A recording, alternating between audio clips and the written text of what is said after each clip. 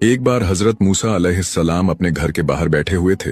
तभी एक फटेहाल इंसान कांपते कदमों से हजरत मूसा अलैहिस्सलाम के पास आया। उसका बदन धूप से झुलसा हुआ, आंखें सूजी हुई और दिल बोझ से भरा हुआ था। आते ही वो जमीन पर गिर पड़ा और रोते हुए कहने लगा, ऐ अल्लाह के नबी हजरत मूसा अलैहिस्सलाम, मैं बहुत गरीब हूँ, दिन रात मेहनत करता हूँ, मगर कभी पेट भरकर खा नहीं पाया। अगर मेरी रोजी तय है तो अल्लाह से कहिए कि मेरी पूरी उम्र का हिस्सा मुझे एक ही दिन में दे दे, ताकि कम से कम एक दिन चैन से जी लूं।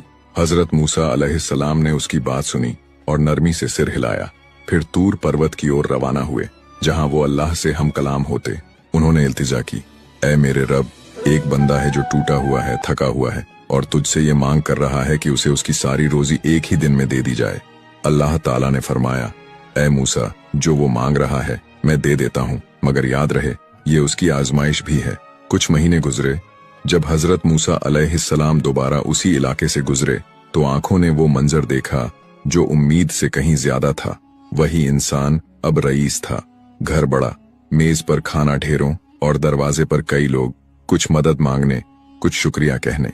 हजरत मूसा ने अल्लाह से अर्ज किया, ऐ मेरे रब, तूने तो उसकी पूरी उम्र की रोजी एक ही दिन में दे दी थी, फिर ये रहमत और बरकत अब भी क्यों जारी है? अल्लाह ने जवाब दिया, ऐ मूसा, जब मैंने उसे दौलत दी तो उसने उसमें से सिर्फ एक दिन का हिस्सा अपने लिए रखा और बाकी सब मेरी मखलूका में बांट दिया। उसने भूखों को खिलाया, यतीमों को सीने से लगाया, मुसाफिरों को आसरा दिया। अब वो मेरा बन गया है और मैं उसका। वो देता है और मैं उसे लौटाता हूँ। उसने सखावत का दरवाजा खोला तो मैंने रहमतों के सारे दरवाजे उस पर खोल दिए।